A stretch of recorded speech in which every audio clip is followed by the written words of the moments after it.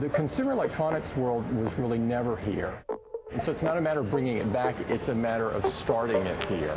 Made in China. It's a widely recognized phrase. Every day, millions of devices are produced and imported into the United States from China, including gaming consoles, TV screens, and cell phones. For many years, China has dominated the smartphone market. Tech behemoths like Apple and Google are not making the same effort to create new facilities around the United States as other industries, such as the semiconductor industry and the EV battery market, are rushing to expand. CNBC investigates the rationale behind tech companies' overseas phone production and the feasibility of relocating production to the US. In actuality, the world of consumer electronics never existed. Thus, it's not really important to bring it back. It just needs to get started right now. The COVID-19 pandemic brought attention to supply chain problems, which renewed calls for bringing manufacturing back home to the United States. In 2008, BlackBerry's stock reached a high of around $150. It's currently sitting at about $5. An era came to an end in January 2022.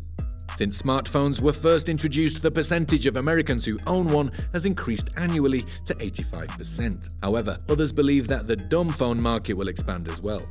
Made in China. We frequently see this slogan on everything from electronics to clothing. The market is dominated by China. And although that's the reality we live in now, things weren't always like this.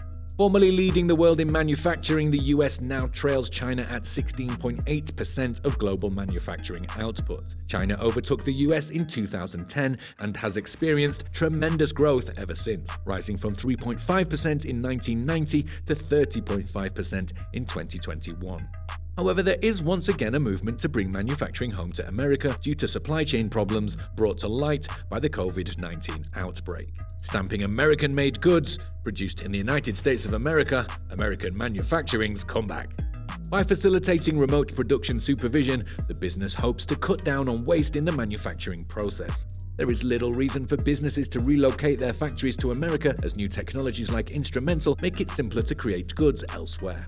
Amid growing tensions between Washington and Beijing and COVID lockdowns in China, Apple has shifted some of its iPhone production to India. According to one estimate, by 2025, 1 in 4 iPhones will be produced in India. So why not also relocate some production to the United States?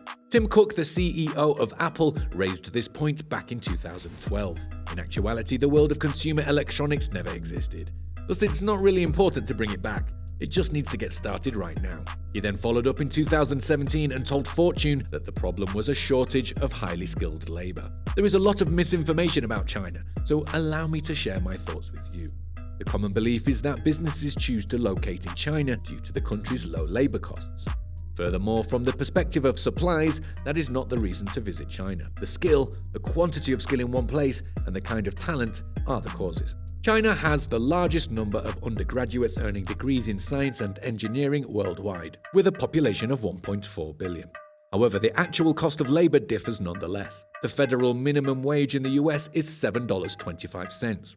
Although there is no official minimum pay in China, the hourly minimum salary in Zhengzhou, the location of Foxconn's largest iPhone production, is 19.6 yuan, or less than $3. The precise salary of manufacturing workers is unknown to us. However, their pay in the early days was far higher than what they could earn working in the fields. Their pay has increased even further now that there is greater demand for their skills and goods due to their increased experience. Furthermore, a large number of factory workers are transitioning into what we would refer to as their own form of the middle class.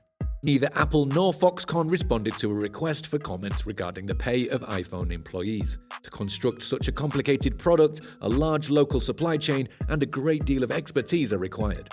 Because of this, it's a very desirable location to construct.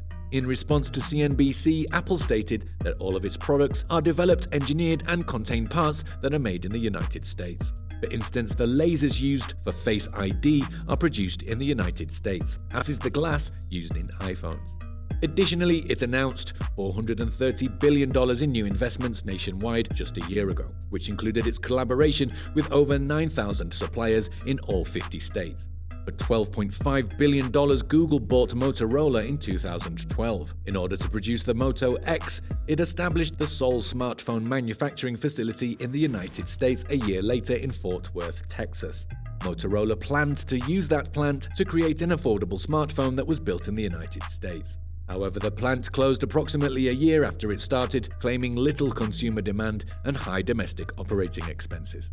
Google lost billions of dollars when it sold Motorola to Lenovo. Experts claim that Motorola's US failure demonstrates that American manufacturing is not cost-effective due to labor costs and a lack of skill. When Terry Gou, the former Foxconn chairman, and Alan Young, a former executive and author of the book Flying Eagle, visited the White House in 2017, Young raised this issue. Foxconn is the biggest electronic manufacturer in the world and Apple's primary supplier. It was made very plain by Chairman Gou that it would be difficult, if not impossible, and it would take some time for the key competencies and manufacturing capabilities of phone and electronics manufacturers to return to the United States. These capabilities have been transferred to Asia. It won't be simple, that's how things really are. But one American business that has managed to do what many consider impossible is called Purism. Purism sells a variety of consumer devices, such as the $2 million Librem 5 USA phone. There isn't a single smartphone in existence bearing the Made in USA label. The term Made in the USA or Assembled in the USA is really defined quite strictly by the FTC. The USA is the country where the Librem 5 USA is produced. We truly demonstrate that we meet the FTC's criteria of Made in USA for a complete phone by attaching a label and sticker that read Made in USA Electronics. This phone is put together at the company's factory in Carlsbad, California. Except for the chassis and the Wi-Fi card, Pierce sources every part of the Librem 5 USA phone domestically. All in all, we're looking at electronics that are produced entirely within our plant. Integrated circuits are the particular parts of the chassis. These can originate from outside the nation. For instance, the NXP CPU we use is made in South Korea. We import the chip and utilize it on the board that we produce ourselves. That being said, the company also offers the mass-produced Librem 5 phone made in China. Is that $700 or $1,300? Less expensive than the American-made version. According to Weaver, he intends to increase the range of goods the business produces domestically. Of course, the United States is the one where we are growing the fastest. It will also have an impact on other items made in the US, such as our laptop, numerous PCs, and possibly even servers. We could even be able to venture into the chip industry. Purism was first launched as a crowdsourcing project. The business now claims to have sold tens of thousands of phones. The important point to note is that not a lot of physical effort is involved in the production of a phone. The actual machines are doing more mechanical labor.